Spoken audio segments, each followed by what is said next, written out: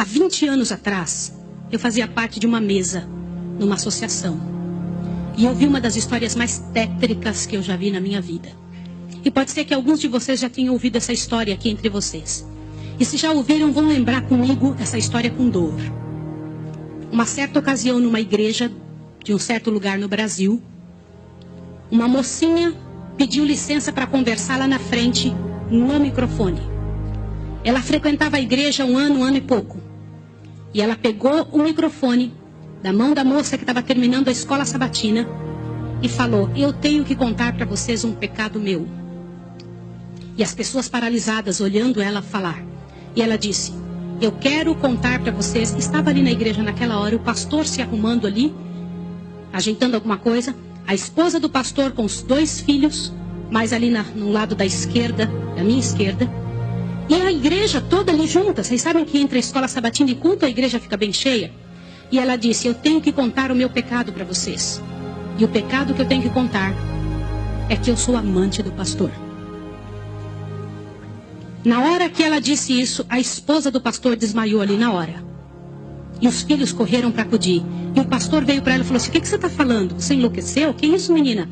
Ela falou: eu tinha que contar, eu preciso resolver meu problema. Eu preciso salvar a sua alma. Eu preciso resolver você. Os danitas, eles sempre usam essa: cuidado, eu preciso ajudar. Sempre usam a palavra da ajuda, viu? E naquele momento a igreja toda ficou em alvoroço. Eu não preciso dizer que não houve culto. Não houve culto. Não conseguiram fazer o culto. A esposa do pastor foi levantada dali, foi levada lá para fora. O pastor não sabia o que fazer. Começou a dizer: irmãos, por favor, isso é um grande mal entendido. Ela dizia: não é, meu bem. Eu precisava dizer, eu tenho que salvar você e tenho que salvar a mim. E ela foi levada para um quartinho, a esposa do pastor foi atrás e começou a conversar com ela, e falou com ela, e foi um alvoroço muito grande. E ela disse: olha, eu vou te provar que isso é verdade. Nós combinamos que ninguém nunca ia saber, foi uma coisa muito bem feita, mas eu preciso te contar. E falou para a esposa do pastor: prestem bem atenção no que eu vou dizer. Falou: só tem uma maneira de você me acreditar, vem aqui. O seu marido tem uma marca na genitália dele. E a marca é assim, assim, assim. E a esposa olhou para ela e acreditou nela na hora. Sabe por quê? Porque aquele pastor nunca tinha tido contato sexual com nenhuma pessoa, só com sua esposa. Eles se casaram virgens. E ela disse: ninguém sabe disso. Como é que essa moça sabe? Consegue imaginar o que é isso? E ela também nunca tinha contado isso para ninguém. E ela pegou a esposa do pastor, passou a acreditar. E ela contou detalhes sobre o corpo do pastor, detalhes sobre ele, até de coisas que ele falava enquanto dormia. Preste atenção. Eu não preciso dizer para vocês que aquele casamento acabou. A igreja todinha daquele pastor entrou num estado de bancarrota que vocês não têm ideia. Uma palavra, como diz Tiago, pode estragar a vida de uma pessoa para sempre. Sabe quantos anos se passou dessa história? Até que eu fiquei sabendo, isso foi há 20 anos atrás que eu fiquei sabendo. Já tinha se passado 20 anos que isso tinha acontecido. Por que eu fiquei sabendo dessa história? Foi uma mesa, numa comissão, numa associação. O presidente um dia nos chamou e disse o seguinte: irmãos, eu preciso da ajuda de vocês e oração por algo. O que foi? Há 20 anos atrás aconteceu a história de um pastor e contou toda a história para nós. Foi numa igreja assim, assim, assim, e nós tiramos a credencial desse pastor. E esse pastor foi para um sítio e ficou sozinho. A esposa dele é casada, tem outros filhos, está vivendo a vida dela. Mas eu fui chamado, olha o presidente nos contando. Eu fui chamado há alguns dias na casa de uma senhora com os cabelos todos brancos morrendo de câncer. E essa mulher morrendo de câncer pediu muito para falar com o pastor. Mas tinha que ser o presidente da igreja adventista. E eu fui até lá porque eu sou o presidente. Quando eu cheguei lá, a mulher me contou que ela tinha sido a moça que tinha falado aquilo do pastor. A amante, a suposta amante do pastor. E ela contou para o presidente que ela havia inventado toda essa história. Mas como que ela sabia dos detalhes do corpo do pastor?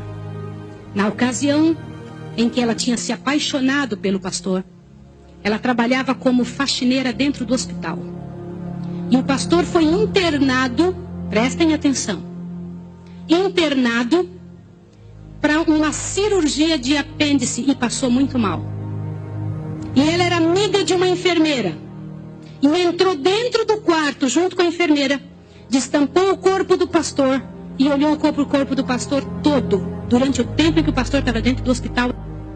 E quando o pastor falava algumas coisas, ela ouviu o que o pastor falou e ela olhou os detalhes do corpo do pastor e guardou. Satanás plantou na cabeça dela 1 ano e ela formulou e acabou com a vida do pastor.